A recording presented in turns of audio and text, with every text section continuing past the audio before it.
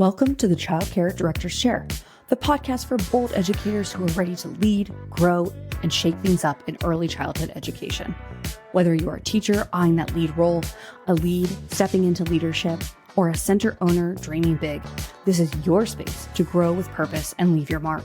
Hosted by heart-centered leadership coach Erica Sacoccio, each episode brings you real talk, actionable tools, and a contagious laugh or two, all designed to help you step into your next level with confidence. So pour your coffee, pop in those earbuds, and take your seat, because your leadership journey starts right now in the Child Care Director's Chair.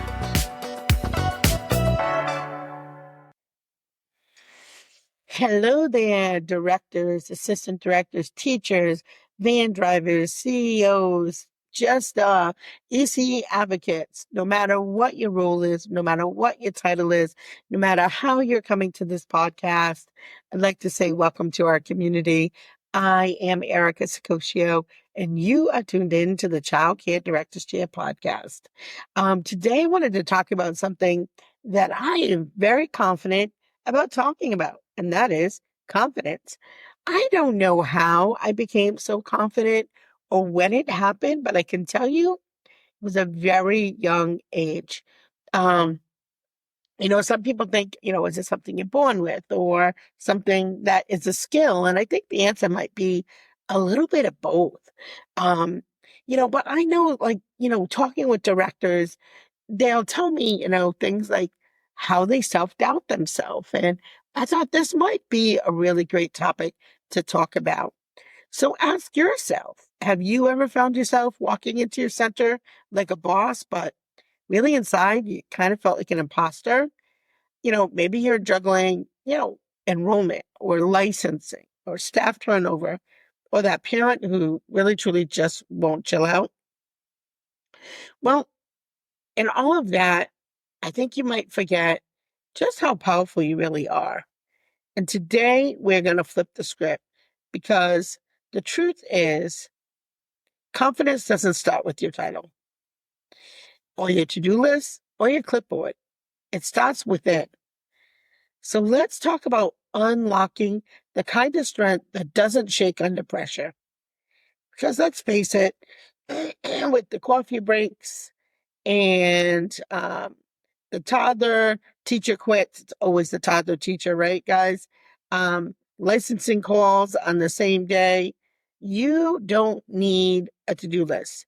You need a backbone of steel and a mindset that can handle it all with grace and grit. Confidence isn't loud. It's not about always knowing the answer or being the center of attention.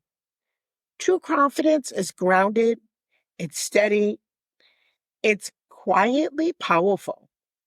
It's a voice that says, I can figure this out, even in the middle of uncertainty. And as a child care leader, you're in a high-touch, high-stakes field, and confidence becomes your internal compass when the external world feels a little messy. And that confidence isn't built in a moment. It's constructed through hundreds of small decisions. Moments of courage, daily wins. It's saying no when you need to protect your team's time. Or yes, when it's time to take on something where you stretch an opportunity. And the I'll figure it out when nothing feels clear. Many directors mistakenly think confidence is something you're either born with or not. In reality, it's a muscle. It strengthens through experience, through feedback, failure for sure, and resilience. It's forged in a fire of licensing visits, teacher no calls, no shows, budget meetings, and hard parent conversations. And it's refined every time you bounce back stronger after being knocked down. And here's the deeper truth. Real confidence doesn't make you invincible. It makes you adaptable. It gives you self-trust to lead with integrity, even when the path isn't clear. To make decisions rooted in your core values. And to stop outsourcing your worth to other people's opinions or validations. because confidence doesn't mean arrogance. And I can remember somebody had said I was, what was the word? Uh, Gosh, I can't remember what the word was that they used to describe me, but it was something like arrogant. Um, and it's not arrogance. I stand tall, I stand proud, I stand firm on my values. And it means that you trust your judgment and you can admit when you're learning. So here's something you can do. Here's some action you can take. Reflect in your journal. Like, where does your confidence show up the most strongly in your role? And maybe where does it feel shaky? What patterns do you notice? Then list one way you can stretch your confidence muscle this week. Literally, it's just like by doing the reps and breaking that imposter syndrome. Imposter syndrome is real and it doesn't discriminate. You can have 20 years of experience and still hear that inner voice whispering, who do you think you are? It's especially common in early childhood education.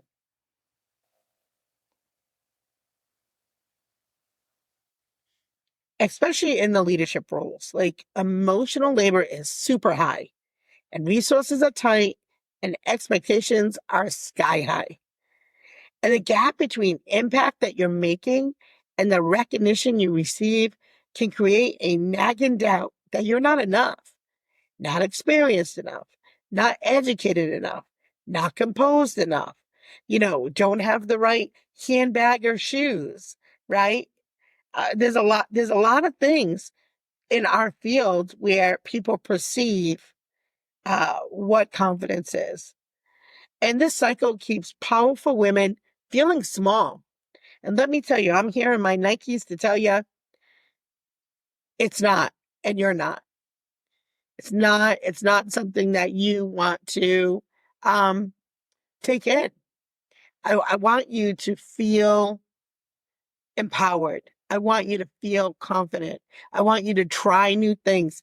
Who cares if you mess up? I'd rather you mess up than never try at all. The thing with imposter syndrome is it thrives in isolation. The more you keep those thoughts locked inside, the louder they get. But when you name them and you shine a light on them, they lose their power, just like the boogeyman in the closet. You begin by noticing your triggers. Is it when you walk into a professional development room full of directors with advanced degrees? Trust me, I've been there. Or when your licensing rep pulls up? That doesn't always make me nervous because if you're doing the right thing, you're going to be okay. Or when your mentor praises someone else and then you feel invisible? The first step is disrupting imposter syndrome is radical self-awareness. Be aware. Instead of trying to silence those thoughts, interrogate them. What evidence do they have to support? What contradicts them? And often we're measuring ourselves against unrealistic or outdated standards. What if you redefine what success looks like? Is it being an effective and ethical leader, but not perfect? What if growth, not expertise, was your goal? You can own your statements and your strengths and still be a work in progress. Leadership isn't about having all the answers. It's about being brave enough to ask the right questions. And the more you embrace your unique leadership voice, the less you're going to compare it to others. Here, do this for me. Write a letter to your imposter voice. Let it know you see it, but that you're not letting it drive you anymore. And then create a list of 5 undeniable truths about your leadership value. They talk a lot, all the experts out there, the Mel Robbins and the Tony Robbins and the John Maxwells, they talk about your daily habits and your rituals. And they talk about them because they really do matter. And your mindset is shaped less by what happens to you and more on the way you respond. And that response is rooted in your mental habits. We talked about that a couple days ago. It's the things you do every day, almost without thinking, like how you wash your face.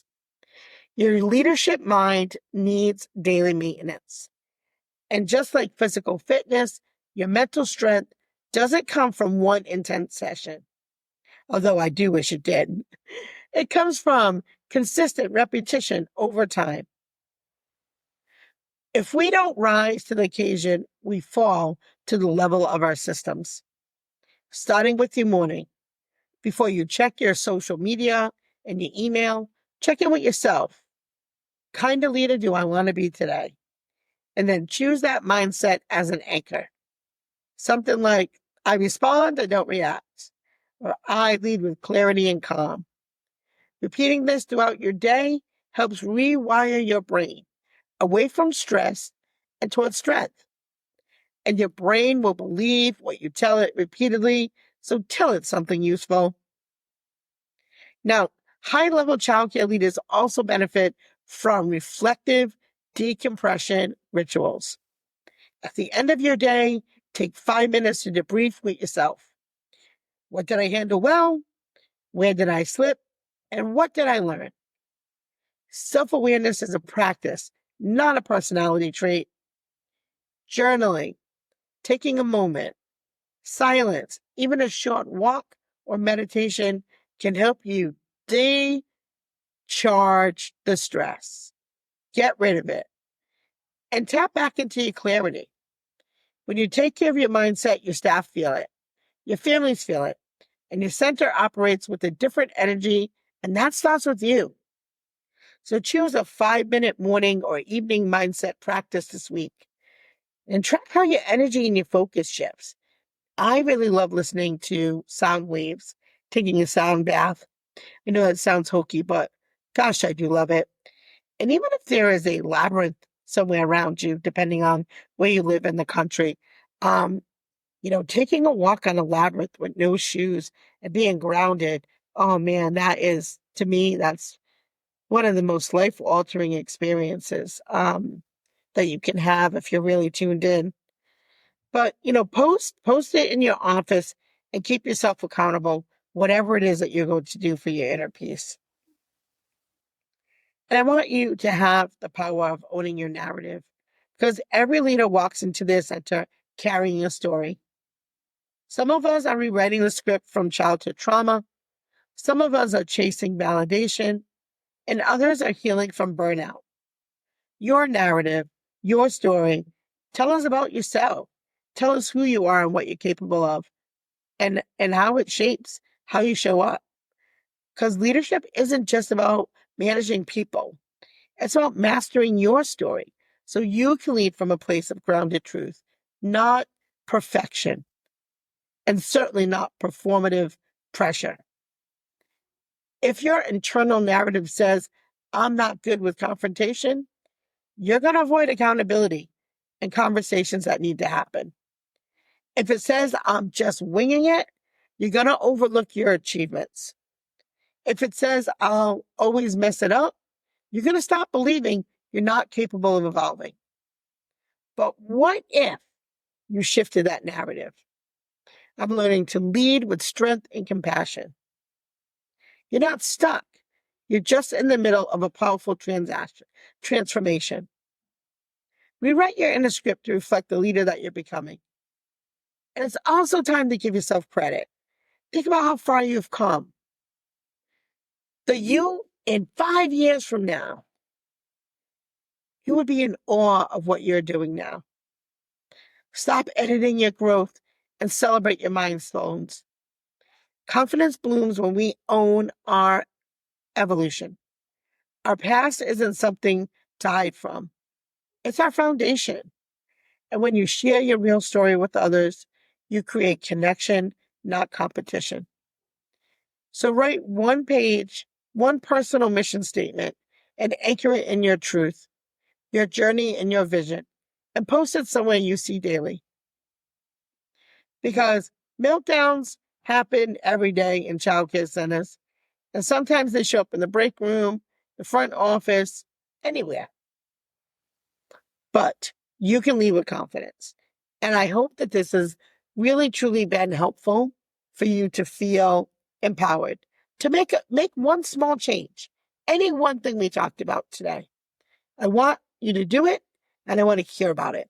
So text me in the text the show option, and I'd love to hear from you. Now, the weird thing about the text the show is I can't text you back, but I can connect with you on our social media. Excuse me, our social media page. We have our Child Care Directors Chair Leadership Group. It's a private group. Just hit the button to get invited, and I'll let you in. I'll be happy to let you in, and we can talk more there. So I really, really, really would love to talk with you. It's great to listen to a podcast, but connecting with others is such a great sense of support. And for me too. I mean, I love connecting with all of you. Now, I would be dismissed if I didn't end our show with a shout out to sponsors today at Jackrabbit Care. I've been talking about them throughout the month of July. They're really a great company. I really want you to have some tools that will really help you lead your program and be able to get out of the office. So check them out, jackrabbitcare.com. I'll leave a link in the show notes below. And as always, thank you for tuning in to the Child Care Directors Chair podcast. This is Erica tuning out. Have a great day.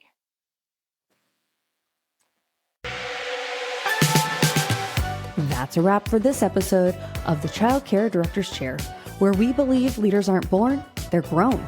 If something sparked for you today, share it, shout it out, or pass it along to the next bold changemaker in childcare. Don't forget to subscribe, leave a review, and stay connected with Erica Sakosio for more real talk leadership tools and a whole lot of inspiration. Until next time, lead with heart, grow with fire, and always remember, the chair is yours. Now own it.